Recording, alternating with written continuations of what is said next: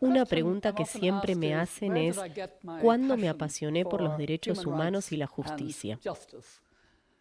Empezó siendo muy joven. Crecí en el oeste de Irlanda, en medio de 4 hermanos, 2 mayores y 2 menores.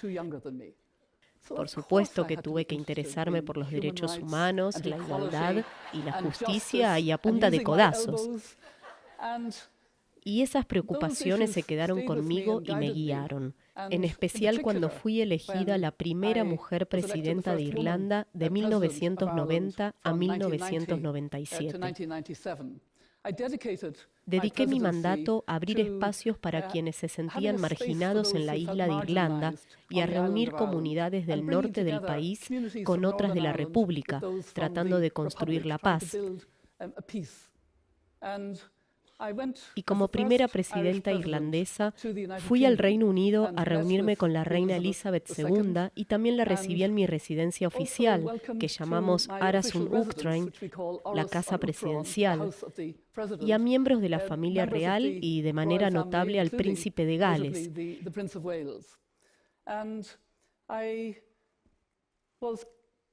Era consciente de que durante mi presidencia, Irlanda era un país que empezaba a hacer rápidos progresos económicos.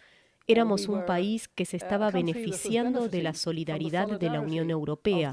Y en verdad, en 1973, cuando Irlanda ingresó a la Unión Europea, había partes del país que se consideraban en vía de desarrollo, incluyendo mi amado condado natal, County Mayo.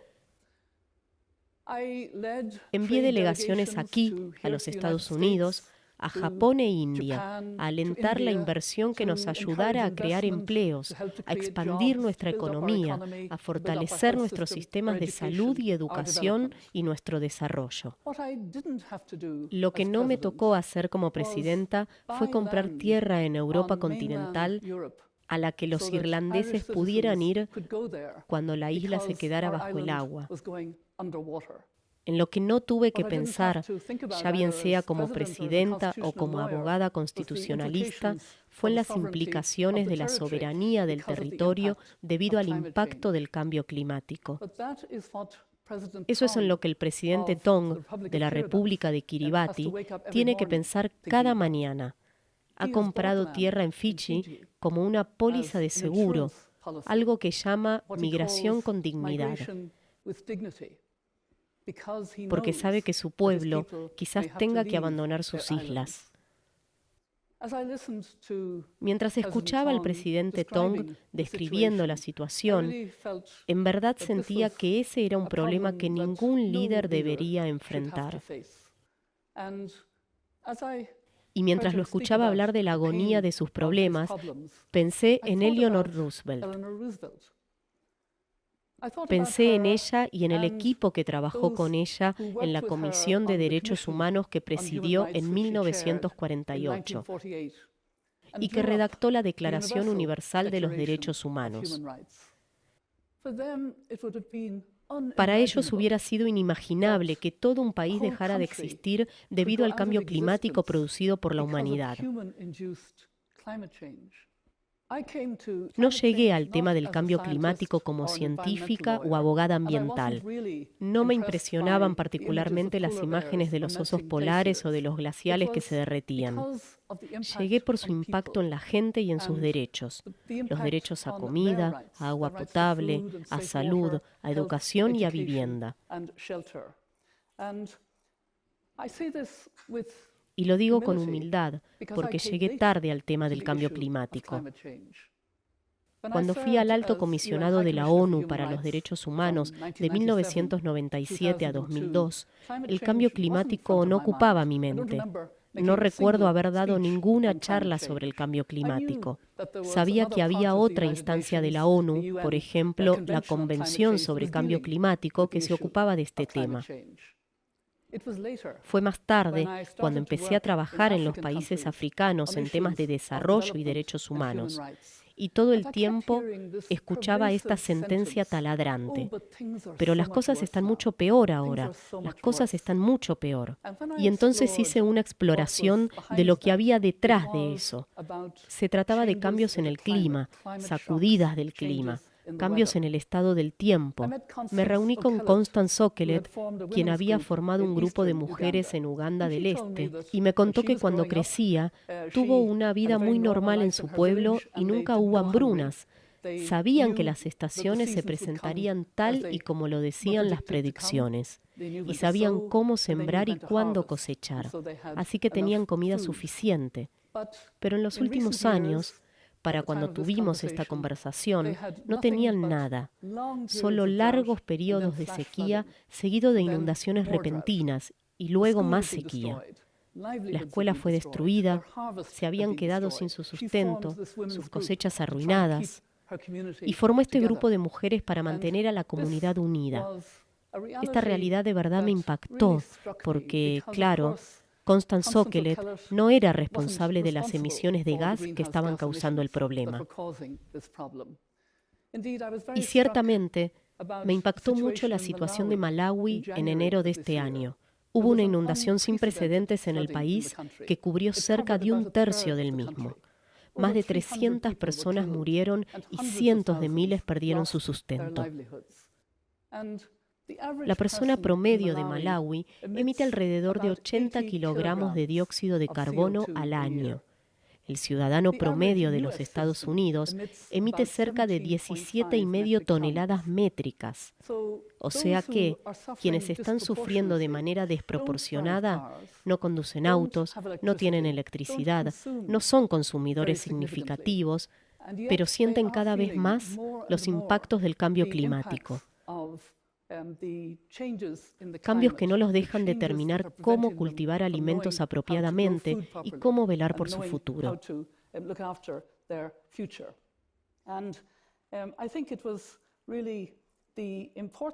Creo que fue el tamaño de la injusticia lo que más me impactó. Y sé que no podemos paliar esa injusticia porque no vamos en camino a un mundo seguro. Gobiernos de todo el mundo acordaron en la conferencia en Copenhague, y lo han repetido en cada conferencia del clima, que tenemos que mantenernos por debajo de los 2 grados centígrados de calentamiento sobre los estándares preindustriales, pero vamos camino a los 4. Así que la existencia futura de nuestro planeta está amenazada. Y eso me hace pensar que el cambio climático es la amenaza más grande a los derechos humanos en el siglo XXI. Y eso me llevó a la justicia climática. La justicia climática responde al argumento moral, a las 2 caras del argumento moral para enfrentar el cambio climático. Primero que todo, estar del lado de aquellos que más sufren y están más afectados. Segundo, asegurarnos que no sean ignorados nuevamente cuando empecemos a movernos y hacerle frente al cambio climático con acción climática como lo estamos haciendo. En la gran desigualdad de nuestro mundo actual, es impactante ver cuánta gente es ignorada. En un mundo de 7.200 millones de personas, cerca de 3.000 millones son ignoradas. 1.300 no tienen acceso a la electricidad e iluminan sus hogares con queroseno y velas, y ambos son peligrosos. De hecho, gastan gran parte de sus insignificantes ingresos en ello. 2.600 millones de personas cocinan en fogones de carbón, leña o estiércol. Y esto causa cerca de 4 millones de muertes al año por la inhalación del humo en interiores. Y claro está, la mayoría de los que mueren son mujeres. Entonces, el nuestro es un mundo muy desigual. Y debemos dejar de pensar que es lo normal. Y no deberíamos subestimar el tamaño y la naturaleza transformadora del cambio que se necesita, porque tenemos que llegar a 0 emisiones de carbono para el 2050, si hemos de mantenernos por debajo de los 2 grados centígrados de calentamiento. Y eso significa que tenemos que dejar cerca de 2/3 de los combustibles fósiles donde están, bajo tierra. Es un cambio muy grande que, obviamente, implica que los países industrializados paren sus emisiones y se vuelvan energéticamente más eficientes, y que cuanto antes cambien a las energías renovables. Los países en vía de desarrollo y las economías emergentes tienen que enfrentar el reto de crecer sin emisiones, porque deben crecer. Hay en ellos personas muy pobres y deben crecer sin emisiones. Y he ahí un nuevo problema. Ciertamente, ningún país del mundo ha crecido sin emisiones. Todos se han desarrollado con combustibles fósiles y luego pueden haberse movido hacia la energía renovable. Se trata de un desafío muy grande que requiere del apoyo total de la comunidad internacional, con el financiamiento, las tecnologías, los sistemas y el soporte necesario, porque ningún país puede hacerse inmune a los peligros del cambio climático por sí mismo. Este es un asunto que requiere de la solidaridad total del género humano, solidaridad humana, si se quiere, por interés propio, porque todos estamos en esto y tenemos que trabajar juntos para asegurarnos de que alcanzaremos 0 emisiones de carbono para el 2050. La buena noticia es que el cambio se está dando y se está dando muy rápido. Aquí en California hay un plan ambicioso para reducir las emisiones. En Hawái se están discutiendo leyes para que el 100% de la energía sea renovable en el 2045. Y hay gobiernos con planes ambiciosos en todo el mundo. En Costa Rica se han comprometido a ser neutros en carbono para el 2021. En Etiopía, el compromiso es ser neutros en carbono para el 2027. Y Apple ha prometido que sus fábricas usarán energía renovable en China. Y estamos en una carrera hoy en día por el aprovechamiento energético de la energía de las olas y las mareas, de manera que podamos dejar el carbón donde está, en el suelo.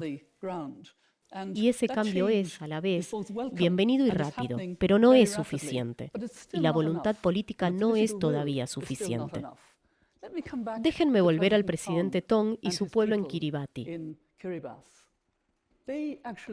En realidad, ellos podrían tener una solución y vivir en su isla, pero requeriría mucha voluntad política. El presidente Tong me contó acerca de su idea ambiciosa de hacer flotar las islas donde vive su pueblo o de construir unas nuevas. Esto, por supuesto, está por encima del presupuesto de Kiribati. Requeriría de una gran solidaridad y apoyo de otros países, y requeriría de ideas creativas del tipo de las que se nos ocurren cuando tenemos que poner una estación espacial en el aire. Pero, ¿no sería maravilloso desarrollar esta ingeniería fabulosa y permitirle a un pueblo permanecer en su territorio soberano y ser parte de la comunidad de naciones? Es en este tipo de idea que deberíamos estar pensando. Sí, los desafíos de la transformación que necesitamos son grandes, pero pueden ser resueltos. Como pueblo, somos muy capaces de resolver problemas juntos. Fui muy consciente de esto este año cuando participé en la celebración del 70 aniversario del fin de la Segunda Guerra Mundial de 1945. El año 1945 fue un año extraordinario.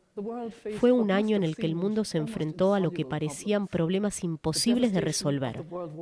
La devastación de las guerras mundiales, y más por la Segunda Guerra Mundial, la frágil paz que se había alcanzado y la necesidad de una recuperación económica total. Pero los líderes de aquel entonces no se dejaron intimidar. Tuvieron la capacidad y el sentido de compromiso de no permitir que el mundo tuviera que volverse a enfrentar a un problema similar. Y tuvieron que crear estructuras para la paz y la seguridad. ¿Y qué obtuvimos? ¿Qué se logró? La Carta de las Naciones Unidas, las instituciones de Bretton Woods, como suelen llamarse, el Banco Mundial y el Fondo Monetario Internacional. Un plan Marshall para reconstruir una Europa devastada y unos años más tarde, la Declaración Universal de los Derechos Humanos. El 2015 es un año similar en importancia a 1945, con desafíos y capacidad de solución similares. Este año habrá dos grandes cumbres. La primera, en septiembre, en Nueva York, es la cumbre por las metas del desarrollo sostenible. Y luego está la cumbre en París, en diciembre, por un acuerdo climático.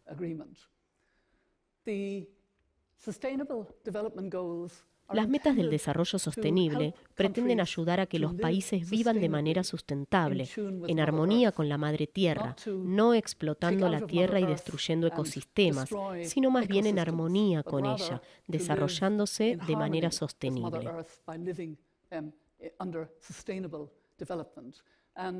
Las metas del desarrollo sostenible regirán para todos los países a partir de enero de 2016. El acuerdo climático, un acuerdo climático vinculante, es necesario porque hay evidencia científica que muestra que vamos camino a un mundo de 4 grados centígrados y tenemos que cambiar el curso para mantenernos por debajo de los 2. Tenemos que dar pasos que sean monitoreados y revisados, de modo que podamos incrementar nuestro objetivo de reducir las emisiones y avanzar más rápidamente al uso de las energías renovables, y podamos tener un mundo a salvo.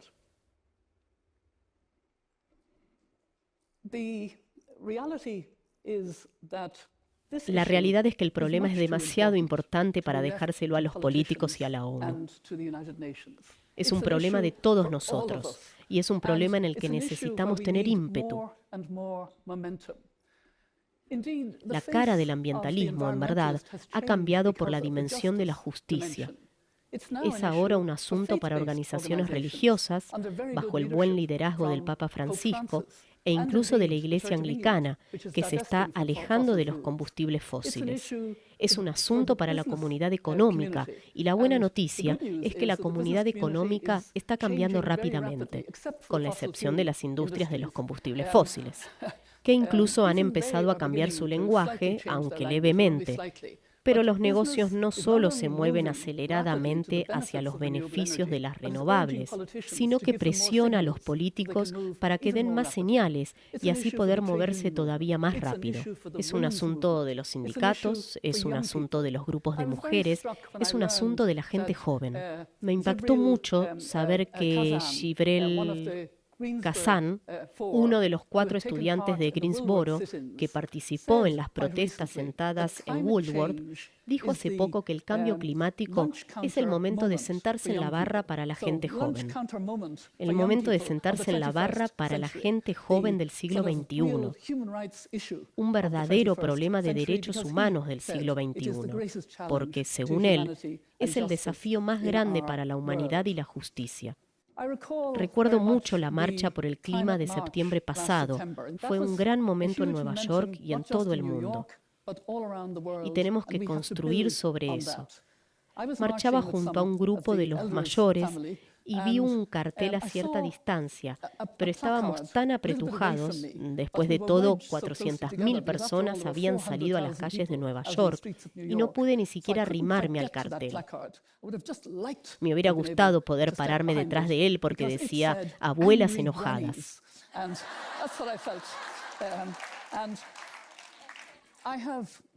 Eso fue lo que sentí. Tengo 5 nietos ahora. Me siento feliz como abuela irlandesa de tener 5 nietos. Y pienso en su mundo y en cómo será cuando lo compartan con casi 9.000 millones en el 2050. Sabemos que, inevitablemente, se tratará de un mundo limitado por el clima, por las emisiones que ya hemos generado, pero que podría ser mucho más igualitario y más justo, y mucho mejor en términos de salud y de empleo, y en términos de seguridad energética, que el mundo que tenemos hoy. Si hemos dado un cambio significativo y a tiempo hacia la energía renovable, y sin dejar a nadie de lado, nadie será dejado de lado. Y así como hemos estado mirando atrás desde este año, del 2015 a 1945, mirando hacia atrás 70 años. Me gustaría pensar que ese mundo mirará hacia atrás 35 años más tarde, del 2050 al 2015, y dirán: ¿No fueron realmente buenos al haber hecho lo que hicieron en el 2015? Agradecemos que hayan tomado decisiones que marcaron la diferencia y que pusieron al mundo en el sendero correcto, y que nosotros nos podamos beneficiar de ellas hoy. Que sientan que, de alguna manera, asumimos nuestra responsabilidad e hicimos lo que se hizo, en términos similares en 1945, que no perdimos la oportunidad, que asumimos nuestra responsabilidad. Y para mí, alguien a quien admiro mucho, lo definió muy bien con sus propias palabras. Fue una mentora, una amiga, que murió demasiado joven y tenía una personalidad extraordinaria. Era una campeona del ambiente, Wangari Maathai. Wangari una vez me dijo, en el curso de la historia, hay ocasiones en que la humanidad tiene que elevar su nivel de conciencia, alcanzar un nivel moral más alto. Y eso es lo que tenemos que hacer. Tenemos que alcanzar un nuevo nivel de conciencia, un nivel moral más alto. Y lo tenemos que hacer este año, en estas dos grandes cumbres. Y eso no pasará a menos que nos llevemos por el ímpetu con gente de todo el mundo que dice, queremos acción ahora, queremos cambiar el curso, queremos un mundo seguro, seguro para generaciones futuras, un mundo seguro para nuestros hijos, nuestros nietos, y estamos en esto juntos. Gracias.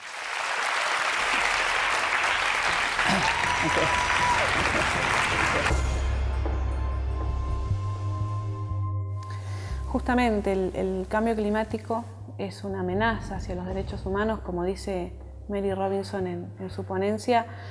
Ella cuenta que cuando fue presidenta de Irlanda no le tocó en su agenda ni doméstica ni internacional hablar de cambio climático. No era una preocupación, tenía otro tipo de preocupaciones más orientadas a la política dura, al crecimiento económico, a la salud, a la educación. Y no fue un tema de agenda en su gestión, aun cuando, allá en los 90, que es cuando ella es presidenta, ya había distintos instrumentos internacionales en donde se empezaba a hablar de cambio climático, de las distintas amenazas, de la importancia del resguardo del planeta, con la Carta Mundial de la Tierra del 82, con el Informe Brundtland del 87, con la Declaración de Río del 92 también, ¿no? Y en ese análisis ella se pone en el lugar del presidente de la República de Kiribati, mientras él recorre el mundo buscando el apoyo económico, pero principalmente la comprensión de todo un planeta en cuanto a esta migración con dignidad, como le dice, respecto a buscar una nueva tierra en donde su pueblo pueda vivir y él poder garantizarles el derecho a la vida y todos los derechos que surgen de la misma para que puedan seguir existiendo, ¿no?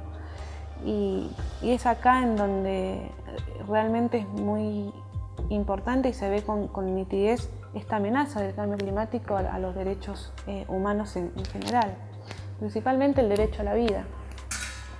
Hoy somos miles, quienes vemos afectada nuestra seguridad por distintos fenómenos meteorológicos extremos, inundaciones, tifones, olas de calor, sequías. Asimismo también el derecho a la salud, porque el cambio climático justamente tiene tantas consecuencias sobre las temperaturas del planeta que aparecen distintas enfermedades en distintas partes del mundo, distintas lesiones. La misma desnutrición también, porque ya sea una sequía o las inundaciones, principalmente en los países más pobres, genera una disminución de la producción de alimentos. Entonces eso también conlleva a la desnutrición, ¿no? Y en ese sentido, esta amenaza respecto a los derechos humanos es realmente visible. Ella hace un paralelismo desde donde ella se encuentra, que es en 2015, con lo que le tocó afrontar con el fin de la Segunda Guerra Mundial en el 45. Y ella en ese paralelismo cuenta cómo todos los jefes de Estado y todo el mundo tomó una gran conciencia respecto a la masacre que vivió toda la humanidad con la Primera y la Segunda Guerra Mundial y las guerras que la antecedieron, ¿no? Pero todos los líderes de los distintos estados concuerdan en generar los mecanismos necesarios, las organizaciones necesarias, los instrumentos a partir de estas organizaciones para garantizar el derecho a la vida o a la paz. Y ella justamente habla con mucha esperanza en ese 2015, previo a la cumbre de París, que es en diciembre. Y tiene la esperanza de que en esa cumbre de París justamente se pueda lograr este acuerdo, ¿no? con todos los líderes mundiales para brindarle la garantía de los derechos humanos a todo el planeta. Un acuerdo que fue importante en materia de derechos humanos porque justamente allí se involucran 3 conceptos realmente importantes, que son la equidad intergeneracional, el empoderamiento de la mujer también y la igualdad de género, 3 conceptos que dicen mucho en materia de derechos humanos, pero bueno, lamentablemente no tiene el mismo consenso que tuvo en aquel momento la creación de la Organización de Naciones Unidas, que continúa con el trabajo que venía haciendo la Sociedad de Naciones, sino que ya 2 años después de este acuerdo de París es en donde Estados Unidos, principal emisor de gases de efecto invernadero, y posteriormente Brasil, salen de un acuerdo, ¿no? Entonces en eso se ve la clara falta de conciencia y negacionismo de una amenaza real. Ahora, en la provincia se vienen realizando distintas acciones y se vienen creando también distintos instrumentos que permiten que los derechos humanos aquí no se violen. Principalmente un tratado de paz entre Progreso y Medio Ambiente que llevó adelante Alberto Rodríguez Sá en el año 2009 y 2010 ya se llevó adelante, justamente que logra y busca este equilibrio entre progreso y medio ambiente, ¿no?